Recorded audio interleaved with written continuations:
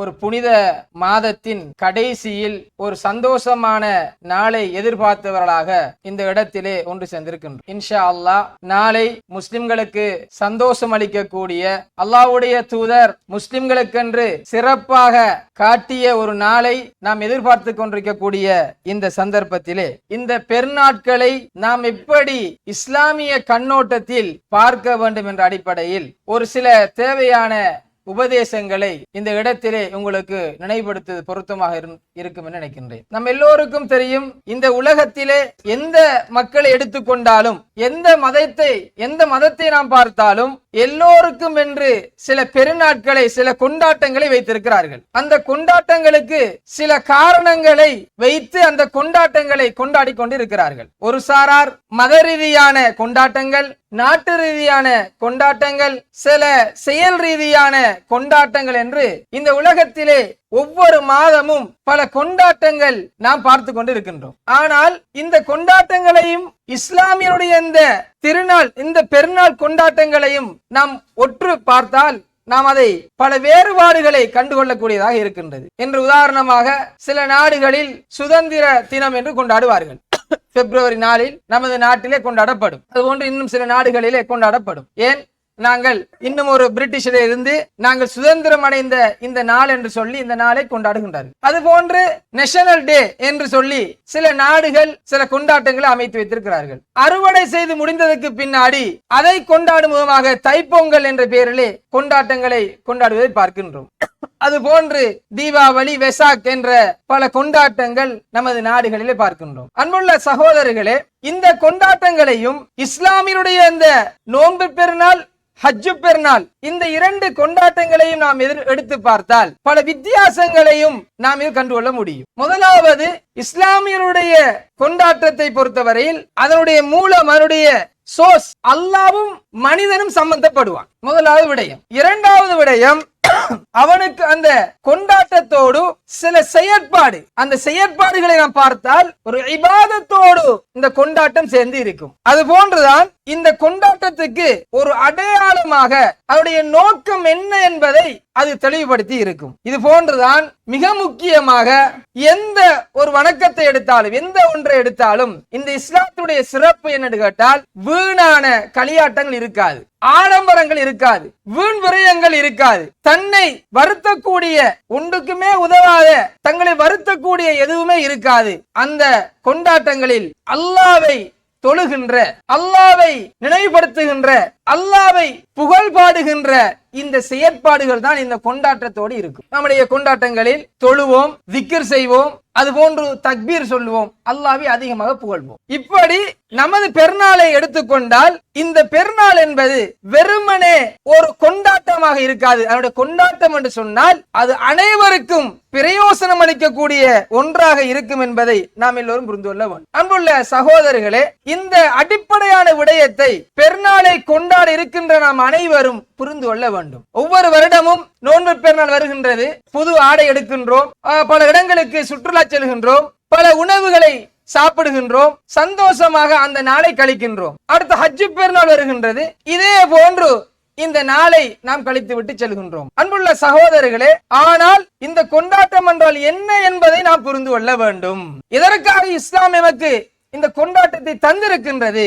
இந்த பெருநாள் என்பது எப்படி மார்க்கம் நமக்கு அழகான வழிகாட்டலை செய்கின்றது என்பதை புரிந்து கொள்ள வேண்டும். அடுத்த ஒரு விடயம்தான், இந்த பெருநாள்களை நாம் எடுத்துக்கொண்டால் ஏதாவது ஒரு இபாதத்தோடு இந்த பெருநாள் கொண்டாட்டம் ஜாயிண்டாக இணைந்து இருக்கும். இந்த நோன்பு பெருநாள் புனிதமான இந்த ரமலானில் உள்ள இந்த நோன்போடு அல்லாஹ் இணைத்து இந்த பெருநாளை நமக்கு தந்திருக்கிறார். அதுபோன்று ஹஜ்ஜு பெருநாளை எடுத்துக்கொண்டால் மிக பெரும் ஒரு கடமைகளில் ஒன்றான ஹஜ்ஜோடு இணைந்த ஒன்றாக ஹஜ்ஜு பெருநாளை அல்லாஹ் நமக்கு தந்திருக்கிறார். அன்புள்ள சகோதரர்களே, இந்த நோன்பு பெருநாளிலே நாம் பார்க்கின்றோம், மாதம் முழுவதும் அல்லாஹ்வுக்காக நாம் நோன்பு நோட்டிருக்கின்றோம், இரவிலே நின்று வணங்கி இருக்கின்றோம், அதிகமான சதக்காக்களை கொடுத்திருக்கின்றோம். அது போன்று அல்லாஹ்விடத்தில் அதிகம் பாவ மன்னிப்பு தௌபாக்களை செய்து இந்த நோன்பை கழித்து அல்லாஹ் நமக்கு தந்த இந்த சந்தோஷமான நாளை நாம் கொண்டாட போகின்றோம். அன்புள்ள சகோதரர்களே, எந்த அளவுக்கு இந்த ரமலானில் நாம் ஆர்வம் காட்டி முழு நோன்பையும் நோற்றோமோ, எந்த அளவு ஆர்வத்தோடு முழு நாளும் இந்த கியாமுல் லைலை தொழுதோமோ, எந்த அளவு ஆர்வத்தோடு சதகாக்களையும் ஜகாத்துகளையும் அள்ளி அள்ளி கொடுத்தோமோ, எந்த அளவு அல்லாஹ்விடத்திலே மேக்சிமம் இந்த மாதத்தை பாவ மன்னிப்புக்குரிய மாதமாக நாம் அல்லாஹ்விடத்தில் பயன்படுத்தினோமோ, அது போன்று இந்த பெருநாளையும் நாம் சரியான முறையிலே பயன்படுத்திக் கொள்ள வேண்டும். அன்புள்ள சகோதரர்களே, இது வெறுமெனே ஒரு சுற்றுலாவோடு புத்தாடையோடு புது சாப்பாடோடு இது மட்டுப்படுத்திவிடக் கூடாது. ஏனென்றால் அல்லாஹ்வுடைய தூதர் ஸல்லல்லாஹு அலைஹி வஸல்லம் அவர்கள் மதீனாவுக்கு வருகின்றார்கள். மக்கள் ஒரு கொண்டாட்டத்தை ஒரு நாளை கொண்டாடி கொண்டிருக்கிறார்கள். மகாதான் யௌமான், இது என்ன நாள், ஏன் இன்னும் கொண்டாடுறீங்க, இது ஏன் விளையாடுறீங்க என்று ரசூலா கேட்ட போது, இது ஜாஹிலியா காலத்திலிருந்து நாங்கள் இந்த நாளை கொண்டாடி வருகின்றோம், இது விளையாடி இந்த நாளை கொண்டாடுகின்றோம் என்று சொல்லுகின்றார்கள். அதற்கு அல்லாஹ்வுடைய தூதர் சொன்னார்கள், இதைவிட கைரும் மின்ஹா, இதைவிட உங்களுக்கு சிறப்பான 2 நாட்கள் இருக்கின்றது. அதான் யௌமுல் ஃபித்ர், யௌமுல் அல்ஹான்னு சொல்லக்கூடிய நோன்பு பெருநாளும் ஹஜ்ஜு பெருநாளும் என்று அல்லாஹ்வுடைய தூதர் இந்த பெருநாளை அந்த மக்களுக்கு வழிகாட்டினார். அன்புள்ள சகோதரர்களே, இப்படியான ஒரு பெருநாளை நாம் எதிர்நோக்கி கொண்டிருக்கின்றோம். இந்த பெருநாளை நான் நல்ல முறையிலே மார்க்க அடிப்படையில் மார்க்க வரம்புகளோடு கொண்டாட வேண்டும் என்பதை இந்த இடத்திலே உங்களுக்கு சுருக்கமாக நினைவுபடுத்திக் கொண்டு, இந்த பெருநாளோடு நோன்போடு சம்பந்தப்பட்ட ஒரு விடயம் இருக்கின்றது.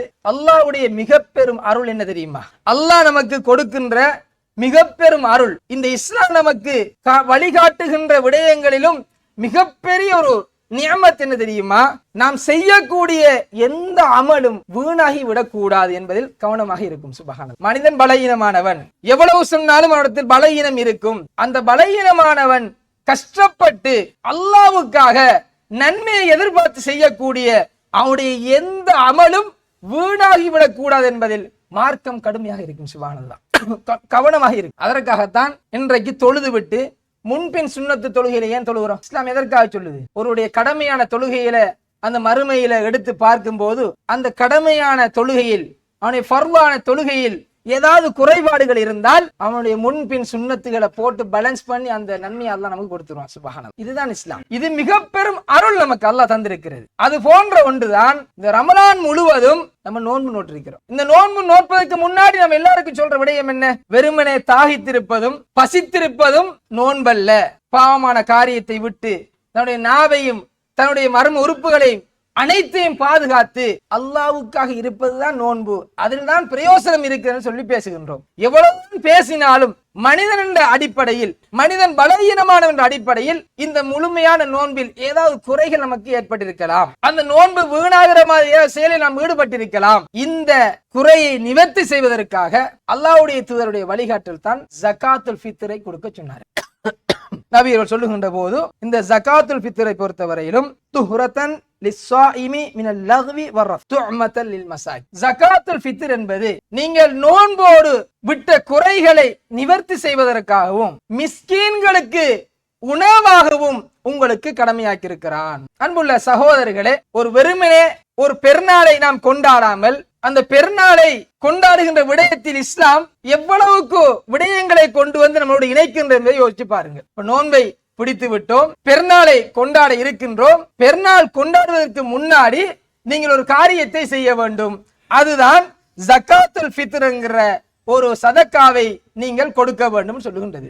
ஜகாத்துல் ஃபித்ர் என்றால் என்ன? நம்ம எல்லோருக்கும் தெரியும், விரிவாக பேச வேண்டிய விடயம் இல்லை. இன்று உலகத்தில் ஒரு குழந்தை பிறந்து விட்டால் யார் அதற்கு பொறுப்பாக இருக்கின்றார்களோ அந்த பொறுப்புதாரி, ஒரு வீட்டில் இருக்கக்கூடிய அந்த குடும்ப தலைவர், ஆண் பெண் வயதிவர் சிறுவர் என்று அனைவருக்கு, அடிமை சுதந்திரமானவர் என்று அனைவருக்கும் கொடுக்க வேண்டிய ஒரு ஃபித்ர், ஒரு சதக்கா தான் ஜகாத்துல் ஃபித்ர் சொல்லக்கூடிய இந்த கடமை. இந்த கடமையை பொறுத்தவரையிலும் ஷவ்வாலுடைய பிறை தென்பட்டதுக்கு பின்னாடி, ரமலான் முடிந்ததற்கு பின்னால் அந்த ஜகாத்தை அவர் கொடுக்க வேண்டும். இந்த ஜகாத்தை, இந்த சதகத்துல் ஃபித்ராவை நாம் கொடுக்கின்ற போது ஷவ்வாலுடைய பிறை தென்பட்டதுக்கு பின்னாடியும் கொடுக்கலாம். ஏதாவது ஒரு காரணத்துக்காக 1, 2, 3 நாட்களுக்கு முன்னாடி ஒருவர் கொடுக்க விரும்பினாலும் கொடுத்துக் கொள்ள முடியும் என்பதை நாம் புரிந்து கொள்ள வேண்டும். அதுபோன்று இந்த ஜகாத்துல் ஃபித்ருடைய அளவை பொறுத்தவரையிலும் ஒரு தலைக்கு ஒரு சா என்று ரசூலுல்லாஹ் சொன்னாங்க. ஒரு சா என்று சொன்னால் 4 முத்துகள் ஒரு சான்னு சொன்னாரு. இப்போ ஒரு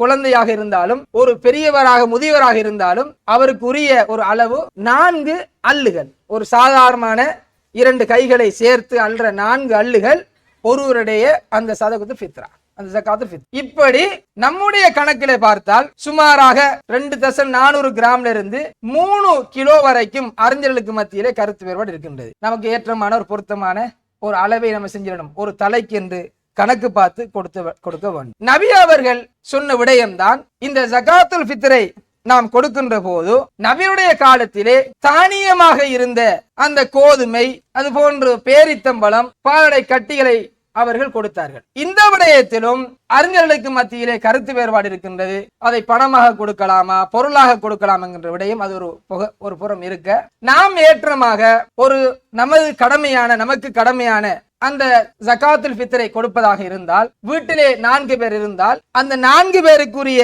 கணக்கை நாம் ஒரு அரிசாக கொடுத்து விட்டு, நமக்கு முடிந்தால் என்னிடத்தில் வசதி இருந்தால் நீங்கள் அதோடு சேர்த்து செய்யலாம், ஒரு கோழியை வாங்கி கொடுக்கலாம், இல்ல ஒரு கறிக்கு தேவையான அன்றைய சமையலுக்கு தேவையான ஏதாவது ஒரு பொருளை நீங்கள் சேர்த்து வாங்கி கொடுப்பது அது சதக்காவில் சேரும். அதையும் புரிந்து கொள்ள வேண்டும். என்றால் ரசூலுல்லாஹ் இந்த அறிஞர்களுக்கு மத்தியில் கருத்து வேறுபாடு வருவதற்கான காரணம் என்று கேட்டா, அந்த ஏழைகளுக்கு இது உணவாக அமைய வேண்டும் என்பதற்காகத்தான் ரசூலுல்லாஹ் கொடுக்க சொன்னாங்க. அப்ப வெறுமனே அரிசியை நம்ம மட்டும் கொடுத்தோம்னு சொன்னா, கோதுமையை மட்டும் கொடுத்தோம்னு சொன்னா, அதை வச்சு அவங்க எப்படி சமைப்பாங்க? அதனால நம்ம என்ன செய்யலாம்டா, காசாக கொடுத்தா இல்ல இதெல்லாம் சேர்த்து கொடுத்தா இதுக்கு பொருத்தமா இருக்கும்னு சொல்லப்படுகின்றது. வல்லாஹு அலம்.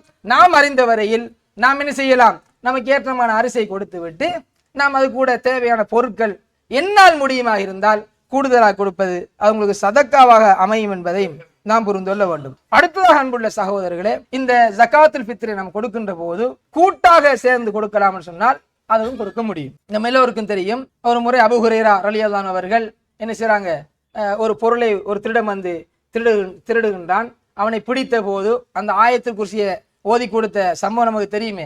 அது இந்த ஜகாத்துல் ஃபித்ருடைய பொருளை சேமித்ததா சொல்லப்படுகின்றது.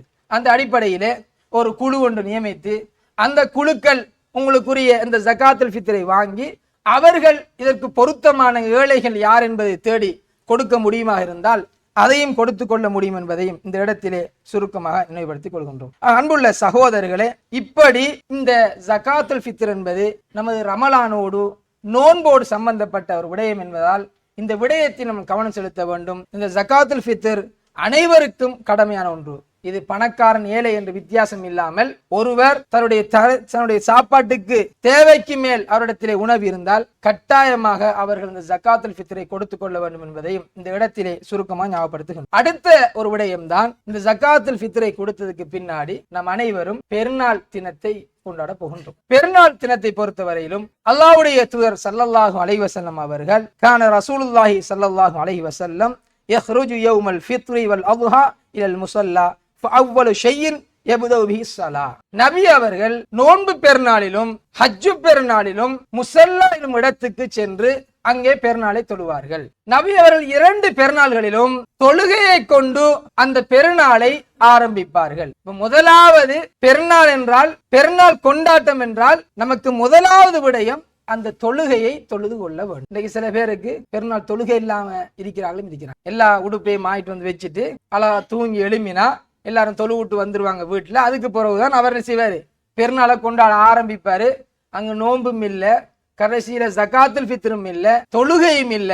ஆனா நம்பர் 1 ஆளா நிப்பாரு என்ன செய்வாரு, பெருநாளை கொண்டாடுறது. இப்படியாக இருப்பவர்கள் மிகவும் அரிது. ஆனால் அன்புள்ள சகோதரர்களே, இருந்தால் நாம் கவனமாக இருக்க வேண்டும். பெருநாள் தொழுகை என்பது இந்த பெருநாள் தினத்தினுடைய ஆரம்பம். அதுதான் ரசூல் என்ன செய்வாங்க, ஹஜ்ஜு பெருநாளை நோன்பு பெருநாளையும் தொழுகையை கொண்டு ஆரம்பிப்பார்கள் என்று சொன்னார்கள். அந்த அடிப்படையில் நாமும் தொழுகையை கொண்டு ஆரம்பிக்க வேண்டும். இதனுடைய மிக முக்கியத்தை நாம் புரிந்து கொள்ள வேண்டும் என்றால், அன் உம்மி அத்தியா ரலியல்லாஹு அன்ஹா சொல்லுகின்றார்கள், காலத் உமிர்னா அன் நுஹ்ரிஜல் ஹுய்யத யௌமல் ஈதைன். உம்மு அத்தியா ரலியல்லாஹு அன்ஹா சொல்றாங்க, மாதவிடாய் பெண்களும் 2 பெருநாளுக்கும் திடலுக்கு வருமாறு நாங்கள் கட்டளிடப்பட்டோம் என்று சொன்னார். இப்ப ரசூலுல்லாஹ் சொன்னாங்க, வீட்டில் இருக்கக்கூடிய மாதவிடாய் பெண்களும் கன்னி பெண்களும் ஆண்கள் பெண்கள் அனைவரும் நீங்கள் தொழுகைக்காக திடலுக்கு வர வேண்டும், தொழுகைக்காக வர வேண்டும் என்று அல்லாஹ்வுடைய தூதர் கட்டளை போட்டார்கள். சுப்ஹானல்லாஹ். ஏன் இவ்வளவு இதை அழுத்தமாக ரசூலுல்லாஹ் சொல்ல வேண்டுமாக இருந்தால், அந்த இடத்துக்கு வந்து அந்த பெண்களும் அந்த தொழுகையில் ஈடுபடாமல் விட்டாலும் அங்கே கேட்கக்கூடிய துஆக்களிலும் அந்த தக்பீர்களிலும் அந்த நாளுடைய பரக்கத்தையும் அவர்கள் பெற்றுக்கொள்ள வேண்டும் என்பதற்காக அல்லாஹ்வுடைய தூதர் ஸல்லல்லாஹு அலைஹி வஸல்லம் அவர்கள் பெண்களையும் அது போன்று அனைத்து பெண்களையும் வருமாறு சொல்லுகின்றார்கள். ஒரு சஹாபி கேட்கிறார்கள், யா ரசூலல்லாஹ், ஒரு பெண்ணிடத்தில ஆடை இல்லை, வருவதற்காக உடுப்பு இல்லைன்னு சொன்னா என்ன செய்யறன்னு கேட்ட போது, உங்களுடைய சகோதரிடத்தில் உங்கள்கிட்ட உபரியாக மேலதிகமாக ஏதாவது ஒரு ஆடை இருந்தால் அதை கொடுத்து அவர்களை அழைத்து வருமாறு அல்லாஹ்வுடைய தூதர் ஸல்லல்லாஹு அலைஹி வஸல்லம் சொன்னார். சுப்ஹானல்லாஹ். அப்ப என்ன செய்யணும்? பெருநாள் தொழுகண்டா நம்ம என்ன செய்யற, வீட்டு எல்லாரும் விட்டுட்டு நான் மட்டும் போய் தொழுவிட்டு ஓடியாரன், பிள்ளைகளை ரெடி ஆக்கி வச்சுக்கோங்க, பெருநாள் காசு வாங்க போகணும், கலெக்ஷனை முடிச்சுட்டு வருவோம் என்று ஓடுறது. முதலாவது வேலை எல்லாரையும் எழுப்பி எல்லாரும் வாங்க, எல்லாரும் தொலை போகணும். சின்ன பிள்ளை, பெரிய பிள்ளை, கை பிள்ளை எல்லாரும் இருக்கும். அது யாரும் டிஸ்டர்பா பேசுறல்ல, இந்த பிள்ளைய விட்டு வந்துக்கலாமே, ஒப்பாரி வைக்குதே, தொலையும் இல்லையே, யாரும் பேசலாம் என்ற ரசூலுடைய வழிகாட்டல். ஆகையினால கட்டாயமாக எல்லோரும் நியத்து வைத்துக் கொள்ள வேண்டும். நாங்கள் குடும்பத்தோடு பெருநாளுக்கு தொலை செல்ல வேண்டும். மிக முக்கியம், இந்த பெருநாளை நான் தொழுகையை கொண்டு ஆரம்பிக்க வேண்டும், நான் நேர காலத்தோடு செல்ல வேண்டும்ங்கிறத இந்த இடத்துல நினைவுபடுத்திக் கொள்வோம். அடுத்ததாக நபியவர்கள் இந்த பெருநாள் தொழுகையில சில சட்டங்களை நமக்கு சொல்லி, அதில் ஒன்றுதான் கான நபி ஸல்லல்லாஹு அலைஹி வஸல்லம் இதா கான யௌமு ஈதின் காலஃபத் தரீக். ரசூலுல்லாஹ் பெருநாள் தொழுகைக்காக ரோட்டால போனாங்கன்னு சொன்னா பாதையை மாற்றிக் கொள்வார்களாம். அப்ப தொழும்போது கட்டாயமாக கவனிச்சு கொள்ளுங்க, நம்ம எந்த பாதையால போறோமோ திரும்பி தொழுகையை முடிச்சுட்டு வரக்குள்ள இன்னும் ஒரு பாதையால வர வேண்டும் என்கிறத நம்ம புரிஞ்சு கொள்ள வேண்டும். அது போன்ற நபி அவர்கள் நோன்பு பெருநாளைக்கு தொழுகைக்காக செல்வார்கள் இருந்தால் அவர்கள் சில ஈச்சம்பழங்களை, பேரித்தம்பழங்களை உண்ணாமல் நபி அவர்கள் பெருநாள் தொழுகைக்கு செல்ல மாட்டார்கள். அந்த அடிப்படையில் நான் நோன்பு வைத்திருக்கக்கூடிய நாம் ஏதாவது ஒரு பொருளை ஏதாவது சாப்பிட்டு விட்டு இந்த பெருநாள் தொழுகைக்காக நாம் செல்ல வேண்டும் என்பதையும் இந்த இடத்திலே ஞாபகப்படுத்திக் கொள்ள வேண்டும். அதுபோன்ற பெருநாள் தொழுகையில முன்பின் சுன்னத்துகள் இல்லை, பாங் இல்லை, இகாமத் இல்லை. அதுபோன்று 2 ரக்காத்துகளான தொழுகைகள். இந்த 2 ரக்காத்துக்கான தொழுகைகளில் முதலாவது ரக்காத்தில் 7 தக்பீர்களை கொண்டு இந்த முதலாவது ரக்காத்துகள் தொழுவிக்கப்படும். 2வது ரக்காத் 5 தக்பீர்களை கொண்டு தொழுவிக்கப்படும். இந்த தொழுகை முடிந்ததற்கு பின்னாடி அங்கே பேசக்கூடிய உரைகளும், அங்கே நம்ம செய்யக்கூடிய அதிகமாக நாம் தக்பீர்களை சொல்ல வேண்டும், அதிகமாக அல்லாஹ்வை புகழ்ந்து கொள்ள வேண்டும், அந்த நாளில் அல்லாஹ்வுடைய அந்த பரக்கத்தை நாம் வேண்ட வேண்டும் என்பதையும் இந்த இடத்திலே சுருக்கமாக உங்களுக்கு ஞாபகப்படுத்திக் கொள்வோம். அன்புள்ள சகோதரர்களே, இப்ப நம்ம பெருநாள் கொண்டாட்டம் என்ற அடிப்படையில் முதலாவது செய்ய வேண்டிய விடயம் இந்த தொழுகையை நாம் எடுத்துக்கொள்ள வேண்டும். அடுத்த மிக முக்கியமான ஒரு விடயம்தான், எல்லாரும் சந்தோஷமாக பெருநாளை கொண்டாடி விட்டு பெருநாளை கழித்து விட்டு அடுத்த ஹஜ்ஜு பெருநாளை எதிர்பார்த்து இருக்கணும். பழமையா நடக்கும். ஆனால் இந்த கொண்டாட்டம் எதனூடாக வந்து இந்த ரமலானில் நாம் செய்த நன்மைகளை எல்லாம் அழித்து விடக்கூடிய, ஜீரோ ஆக்கக்கூடிய ஒரு விடயத்தில் சில பேர் பொடுபோக்காக இருக்கின்றார்கள். அன்புள்ள சகோதரர்களே, இன்றைக்கு நாம் பார்க்கின்றோம், மன் ஸாம ரமலான ஈமானன் வஹ்திஸாபன் குஃபிர லஹு மா தகத்தம மின் தம்பிஹி. ரமலான் வந்துவிட்டால் அடிக்கடி பேசப்படுகின்ற ஹதீஸ் தான், யார் இந்த ரமலானில் நோன்பு நோற்றாரோ, அதுபோன்று நின்று வணங்குகின்றாரோ, இவருடைய முன் சென்ற பாவங்கள் மன்னிக்கப்படும். அதுபோன்று யார் ரமலானை அடைந்து யார் தங்களுடைய பாவங்கள் மன்னிக்கப்படவில்லையோ அவர் நஷ்டவாளி என்று ரசூலுல்லாஹ் சொன்னாங்க. அதுபோன்று லைலத்துல் கத்ர் இரவை எதிர்பார்த்து பல கஷ்டப்பட்டு அந்த லைலத்துல் கத்ர் இரவை அடைய வேண்டும் என்பதற்காக நாம் முயற்சி செய்கின்றோம். அன்புள்ள சகோதரர்களே, இந்த கஷ்டங்களை எல்லாம் ஜீரோ ஆக்கக்கூடிய ஒரு விடயம்தான், ஒரு பெரும் பாவம் தான், சொர்க்கத்தை ஹராமாக்கக்கூடிய ஒன்றுதான் ரசூலுல்லாஹ் சொன்ன உறவை துண்டி. இன்றைக்கு இவ்வளவு கஷ்டப்பட்டு செய்யற அமல, நாம் செய்கின்ற இந்த இபாதத்களை அல்லாஹ் எந்த குறையும் இல்லாமல் ஏற்றுக்கொள்ள வேண்டும் என்பதற்காக அந்த ரப்பு நமக்கு சலுகைகளை தந்திருக்கிறான். ஜமாத்தான ஃபர்லான தொழுகையில் வீணாக கூடாது என்பதற்காக முன்பின் சுன்னத்தை கொடுத்து அதை பேலன்ஸ் பண்ணுகின்றான். நோன்பை கொடுத்து அந்த நோன்பை வீணாக கூடாது என்று சொல்வதற்காக ஜகாத்துல் ஃபித்ரை கொடுத்து அதை பேலன்ஸ் பண்ணுகின்றான். இப்படி அல்லாஹ் நம்மில் கவனமாக இருக்கின்றான். இஸ்லாம் நமக்கு அழகான வழிகாட்டலை செய்கின்றது. ஆனால் நாம் இதில் கவனம் இல்லை. இன்றைக்கு முன் சஃப்ல இருந்து தொழுகிறாங்க. முன் சஃப்ல தொழுகிற எல்லாரும் மோசம் சொல்ல வரல, சொல்றோம். கடமையான அனைத்து கடமைகளையும் சரியாக செய்கின்றார்கள். ஜக்காத்தை கொடுக்கின்றோம், ஹஜ்ஜை செய்கின்றோம், தொழுகையில் கவனமாக இருக்கின்றோம், எல்லாத்திலையும் கரெக்டாக இருக்கின்றோம், மார்க்கம் பேசுகின்றோம், வீராப்பு பேசுகின்றோம், குர்ஆன் சுன்னாண்டு பேசுகின்றோம்.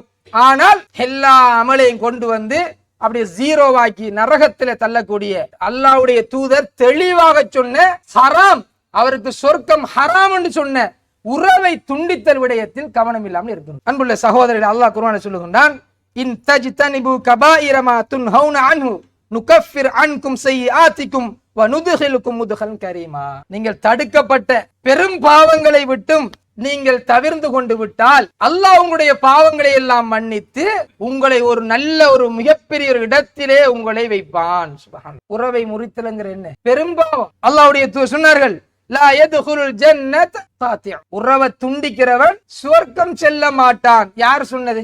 நம்ம சொன்னோமா? யாராவது கவிஞர் சொன்ன விடயமா? இல்ல யாராவது முக்கியமான ஒருவர் சொன்ன விடயமா? அல்லாஹ்வுடைய தூதர் சொன்ன விடயம் தெளிவான ஹதீஸ். உறவை துண்டிச்சா நீ ஹராம், உனக்கு சொர்க்கம் இல்ல.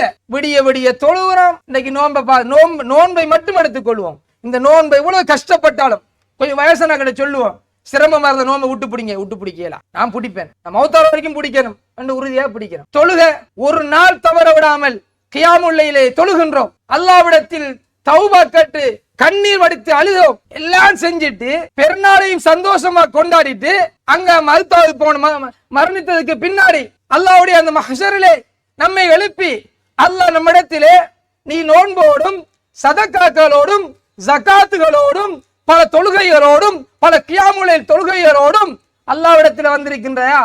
சொந்த உம்மாவோட பேசல, சொந்த வாப்பாவோட பேசல, சொந்த சகோதரோட பேசல, சொந்த சகோதரனுடைய பேசல, சொந்த தாயின் சகோதரனுடைய பேசல, சொந்த தாயுடைய சகோதரோட பேசல, சொந்த தகப்பனின் சகோதரோட பேசல, சொந்த தகப்பனின் சகோதரனுடைய பேசல, சொந்த பிள்ளையோட பேசல, சொந்த மனைவியோட பேசல, சொந்த கணவனோட பேசல. ஆனா தொழுகை, ஜகாத், சதகா, அமல் அள்ளிட்டு வந்த எல்லாம் ஜீரோ. அல்லாஹ் பாதுகாக்க, அல்லாஹ்வை பாதுகாக்க வேண்டும். எல்லாத்தையும் செஞ்சுட்டு நான் கொண்டு அல்லாஹ்விடத்தில ஒரு நஷ்டவாளியாக ஆக வேண்டுமாங்கிறத யோசிச்சு பாருங்க. நியாயத்துக்கு இடமே இல்லை. இஸ்லாம் உறவை பேணி வாழுங்கன்னு சொன்ன இஸ்லாம் எங்கே நியாயத்தை பத்தி பேசல. அதை விளைவிக்கணும். என்ன நியாயம்? அவன் செஞ்ச வேலையை மறக்கலாம். சொந்த இரத்த உறவின் ஜனாசா பார்க்க இயலாம இருக்கிற உள்ளம் என்ன உள்ள நான் கேட்கிறேன். சுப்ஹான். சொந்த இரத்தத்தின் ஜனாசாட சொத்தை நான் பார்க்க மாட்டேன்னு சொல்றோமே, அல்லாஹ் பாதுகாக்க வேண்டும். என்ன நினைப்புல நம்ம பேசுறோம்? ஒரு நரம்பு கொஞ்சம் அமர்ந்துட்டா கைய தூக்கி எறியலாம், காலை தூக்கி எறியலாம், இடுப்பை தூக்கி எறியலாம், கழுத்தை திரும்ப எறியலாம், பார்க்க எறியலாம், நடக்க எறியலாம். சுப்ஹானல்லாஹ். வீராப்பு பேசுகின்றோம், பெருமை பேசுகின்றோம். யார்கிட்ட பேசுகின்றோம்? மார்க்கம் சொன்னா நமக்கு சட்டம் சொல்லி தாராங்க. அவர் செஞ்ச வேலை என்ன தெரியுமா? அவர் பார்த்த காரியம் என்ன தெரியுமா? இஸ்லாம் எங்கேயும் சொல்லல உறவை பேணுறதுக்கு நியாயம் சொல்லல. நீங்க நியாயம் இறந்த உறவை பேணுங்க, நியாயம் இல்லாட்டி உறவு பேணுங்க, ஒன்றும் சொல்லல. சொர்க்கம் இஸ்லாம் ரசூலுல்லாஹ் சொன்னது உறவை துண்டித்தவனுக்கு சொர்க்கம் ஹராம், அவ்வளவுதான். உறவு உன்னை துண்டிச்சாலும் நீ அவங்கள இணைஞ்சு போய் வாழு, அவ்வளவுதான். விஷயம் முடிஞ்சு. நம்ம சட்டம் பேசுறோம். யாருக்கு சட்டம் சொல்லி கொடுக்க போறோம்? அல்லாஹ்க்கு சொல்ல போறீங்களா? அல்லாஹ்வுடைய தூதருக்கு சொல்ல போறீங்களா? அல்லாஹ்வுடைய விஷயத்துல ரோசம், மானம், மரியாதை எல்லாத்தையும் தூக்கி போட்டுட்டு உடனடியாக ஓடுங்க. இதுல எதுவும் பார்க்காதீங்க. நான் பணக்காரன், நான் படித்தவன், நான் மூத்தவன், நான் பெரியவன், அவன் தான் என்னிடத்துல வரணுங்கிறத விட்டு தூக்கி எறிஞ்சிட்டு அல்லாஹ்வுக்காக ஓடுங்க. ஏனென்றா நான் கஷ்டப்பட்டு பிடிச்ச நோன்பு அடுத்த வருஷம் பிடிக்கிறதுக்கு இருப்பேனா இல்லையான்னு தெரியாது. கஷ்டப்பட்டு தொழுகைகள் அடுத்த வருடம் நான் தொழுகிறதுக்கு இருப்பேனா இல்லையான்னு தெரியாது. கண்ணீர் விட்டு அழுத கண்ணீர்கள் அடுத்த வருடம் இருக்குமான்னு தெரியாது. அல்லாஹ்வுக்காக யோசிங்க, அல்லாஹ்வுக்காக இறங்கி போங்க. இந்த உறவுல நான் கடுமையாக இருக்கிறது யோசிங்க. சந்தோஷமாக இந்த பெண்ணால கொண்டாடுவதற்கு வல்ல ரஹ்மான் நமக்கு அனைவருக்கும் அருள் புரிய வேண்டும். அன்புள்ள சகோதரிகளே, இந்த உறவு ஒரு நீண்ட ஒரு தலைப்போடு சம்பந்தப்பட்ட விஷயம் இருந்தாலும் இந்த சந்தர்ப்பத்தில் உங்களுக்கு சுருக்கமாக நினைவுபடுத்துவதற்காக இந்த விடயத்தை நினைவுபடுத்தி இருக்கின்றேன். ரசூலுல்லாஹ்வுடைய ஹதீஸுடைய குர்ஆன் ஹதீஸ் எடுத்து பார்த்தா இந்த இரத்த உறவை ஒருவன் துண்டிப்பது பெரும் பாவம், அவனுடைய ஈமான்ல குறையை ஏற்படுத்தும், அல்லாஹ்வுடைய சாபம் கிடைக்கும். அல்லாஹ்வுடைய உறவு நம்மை துண்டித்து விடுகின்றது. நாம் செய்கின்ற அமல்கள் அல்லாஹ்விடத்திலே செல்லாமல் இடையிலே நிப்பாட்டி வைக்கப்படும். நம்முடைய அமல்கள் ஏற்றுக்கொள்ளப்பட மாட்டாது. 3 நாளைக்கு மேல் ஒருவனோடு பேசாமல் இருந்தால் அது நமக்கு ஹராம் என்று சொல்லுகின்றது. அது போன்று நமக்கு வரக்கூடிய இந்த வறுமை, நோய், கஷ்டம் எல்லாம் இந்த உறவை துண்டிப்பதால் அதுவும் ஒரு காரணமாக இருக்கும் என்றெல்லாம் இஸ்லாம் சொல்லுகின்றது. அன்புள்ள சகோதரர்களே, இந்த உறவு விடயத்தில் கவனமாக இருந்து கொள்வோம். கடைசியாக இஸ்லாம் சொல்லுகின்ற விடயம் பாருங்க. ஒரு மனிதன் நீடித்த ஆயுளும் ரிஸ்க்கும் உங்களுக்கு தேவையா? உறவை பேணி வாழுங்க சொல்லுகின்றது. அது போன்று யார் உறவோடு இணைந்து வாழ்கின்றானோ அவனுக்கு சுவர்க்கம் உண்டு என்று அல்லாஹ்வுடைய தூதர் சொல்லுகின்றார்கள். அன்புள்ள சகோதரர்களே, எப்படி ஒரு உறவை துண்டித்தால் நரகம் சொர்க்கம் ஹராம் என்று சொன்ன மார்க்கம், அதே போன்று ஒரு மனிதனுக்கு சொர்க்கம் வேணுமா? உறவை போய் பேணி வாழ், அது உனக்கு சொர்க்கம் கடமையாக்கப்படும் சொல்லுகின்றது. அன்புள்ள சகோதரர்களே, இந்த பெருநாளை நாம் சந்தோஷமாக கொண்டாட வேண்டும். இந்த சந்தோஷம் என்பது வெறுமனே நம்முடைய வெளி தோற்றத்துக்கு சந்தோஷமா இருக்கக்கூடாது. நம்முடைய சந்தோஷம் எல்லாவற்றுக்கும் மிகப்பெரிய சந்தோஷம் தான் அந்த சொர்க்கம் கிடைக்கக்கூடிய அந்த சந்தோஷம். அந்த சொர்க்கம் எனக்கு கிடைக்கும் என்ற அந்த சந்தோஷத்தோடு இந்த பெருநாளை நான் கொண்டாட வேண்டுமா? உங்களுடைய இரத்த உறவுகளோடு சேர்ந்து இந்த பெருநாளை நாம் கொண்டாடுவதற்கு நாம் முயற்சிக்க வேண்டும். வல்ல ரஹ்மான் நம் அனைவரையும் இந்த அமல்களை சரியாக செய்து அல்லாஹ்வுடைய அந்த அமல்களை ஏற்றுக்கொள்ளப்படுவதற்கு அல்லாஹ் நம் அனைவருக்கு அருள் செய்வானாக. வாஹிரு தஅவானா அல்ஹம்துலில்லாஹி ரப்பில் ஆலமீன். அல்லாஹும்ம ஸல்லி அலா முஹம்மதின் வ அலா ஆலி முஹம்மத் கமா ஸல்லைத அலா இப்ராஹிம வ அலா ஆலி இப்ராஹிம். அன்புள்ள சகோதரர்களே, இஸ்லாமிய கண்ணோட்டத்தில் பெருநாட்கள் என்ற தலைப்பிலே இந்த பெருநாளோடு சம்பந்தப்பட்ட சில விடயங்களை உங்களோடு நினைவுபடுத்தி வருகின்றேன். அந்த அடிப்படையில் மிக முக்கியமான இன்னும் ஒரு விடயம் இருக்கின்றது. அன்புக்குரிய வாலிபர்களே, அன்பு தம்பிமார்களே, உங்களுக்காக ஒரு செய்தியை இந்த இடத்திலே நினைவுபடுத்திக் கொள்ளுங்கள். இன்று பெருநாளை கொண்டாடுவதற்காக அனைவரும் சந்தோஷத்தோடு இந்த நாளை எதிர்பார்த்து கொண்டிருக்கக்கூடிய இந்த நேரத்தில் அதுபோன்று ஒரு குறிப்பிட்ட சில நாட்களுக்கு முன்னாடி பல கவலையான செய்திகளை நாம் பார்த்திருக்கின்றோம், கேட்டிருக்கின்றோம். அதுதான் பிரதானமாக சொல்ல போனால் எத்தனை விபத்துகள். இன்றைக்கு அந்த விபத்துகளையும் நாம் எடுத்து பார்த்தால் அதிகமாக மோட்டார் பைசிக்கிளில் சென்று மரணித்த இளம் மரணங்களை நாம் பார்த்திருக்கின்றோம், படித்திருக்கிறோம். அன்புள்ள வாலிபர்களே, இந்த கொண்டாட்டம் என்ற பெயரிலே முதலாவது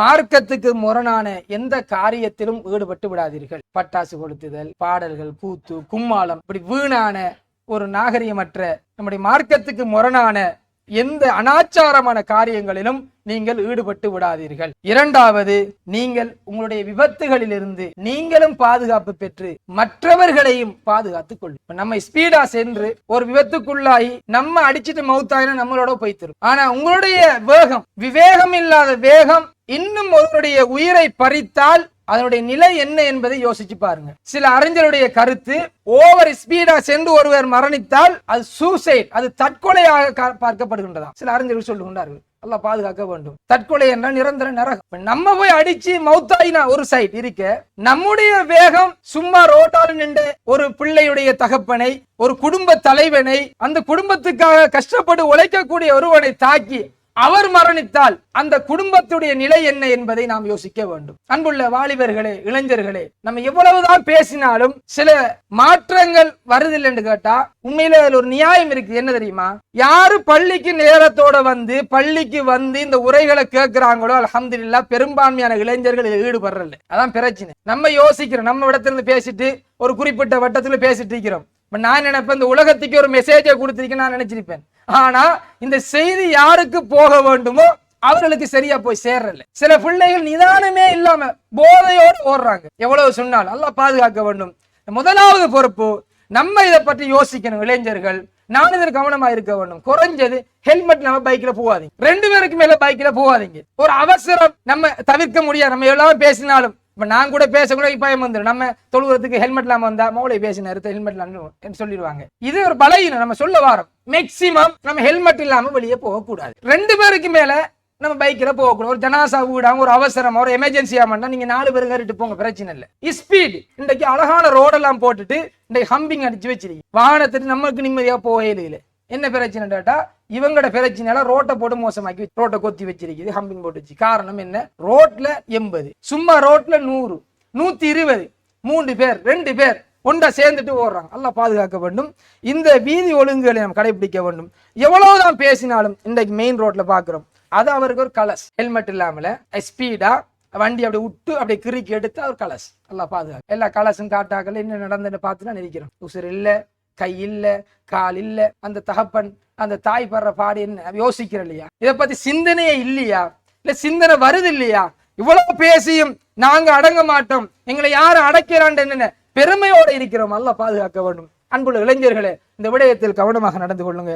அது போன்ற இன்னும் ஒரு விடயம் தான் இப்போது நாம் இருக்கக்கூடிய இந்த காலம் என்கிற ஒரு பெட்ரோல் பற்றாக்குறை, ஒரு பொருளாதார நெருக்கடியான காலத்தில் இருக்கின்றோம். இந்த காலத்தில் கூட இந்த பெட்ரோல் பிரச்சனை இருக்குது. இப்போ நம்ம யோசிப்போம், பெட்ரோல் அடிக்க போனா வீணாக சுத்துறதுக்கு பெட்ரோல் அடிச்சு கொண்டு உள்ளுக்கு ஸ்டாக் பண்ணாமல நம்ம தேவையானவங்க இருப்பாங்க. குடும்பத்தோட சந்தோஷமா பெருநாளை போகட்டுமா, 5 லிட்டர் பைக்குக்கு 5 லிட்டர் அடிச்சா போதும் அல்ஹம்துலில்லாஹ். நம்மளை பொறுத்தவரையில தாராளமா 5 லிட்டர் அடிச்சா, இவரு சும்மா அந்த ரோட்டை அளக்கிறதுக்காண்டி 100 லிட்டர் பெட்ரோல் விட்டுலது. இதே நம்ம யோசிங்க, ஏன் நம்ம இப்படி செய்யணும்? வேலைக்கு போறவங்க இருக்கிறாங்க, ஆட்டோக்காரங்க இருக்கிறாங்க, தொழிலே அதெல்லாம் இருக்குது, அவங்களுடைய பொருளாதாரம் அதெல்லாம் இருக்குது. வீணாக அவங்க லைன்ல நிக்கிறதுக்கு டைம் இல்லை, அவங்க தொழிலுக்கு போகணும். அவ கஷ்டப்படணும்.